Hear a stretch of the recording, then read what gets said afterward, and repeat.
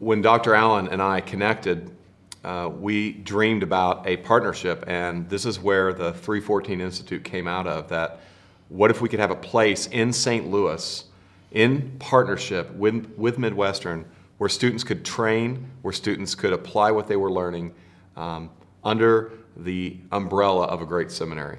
Well, Darrin, it's just a real joy to have this partnership. You know, I've been at Midwestern Seminary now a little over 2 years and knew of you, knew of the journey. And as soon as I came here as president, folks began to say to me, you need to get to know Darrin Patrick. He's one of your graduates.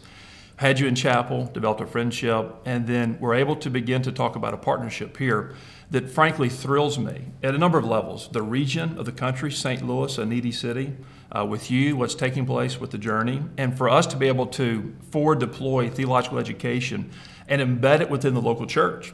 That is my animating passion as president of this institution. And so to get to do it in a very direct and tangible way at the journey through 314 brings me incredible joy.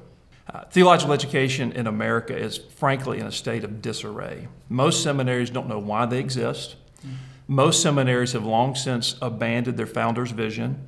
Most seminaries are in a state of financial exigency, quite literally, with by the month seminaries closing or merging or sending out duress signals seeking more funding. What we're seeking to do is not merely demonstrate what faithful theological education is. We're seeking also to be, frankly, a prophetic voice, challenging the broader world of theological education. You should be serving the local church. And so that's what is particularly bringing me great joy about 314. Well, I think practically, by God's grace, we've got an interesting network, not only at the journey with 6 churches where people can plug in immediately, but also a network of about 20 more churches in our city through our relationships, as well as multiple nonprofits that are dealing with broken areas in the city. And we know the whole landscape of America is changing. It's getting more diverse. You're not going to be able to hide from it. I think one of the uniquenesses of this program is we're going to be training students in a diverse area to reach a diverse world. You know, in our network of churches, we talk about being a diverse network of church planting churches. That's what our world needs. We want our impacts to ripple out here and in the Midwest and in North America and all the way to Asia and back around. As you guys now announce 314 at the journey, it is an opportune time because it is a needy time. When you look beyond St. Louis to the world of theological education, a world in which I live in daily, have to, it is frightening at times what is taking place under the auspices of theological education.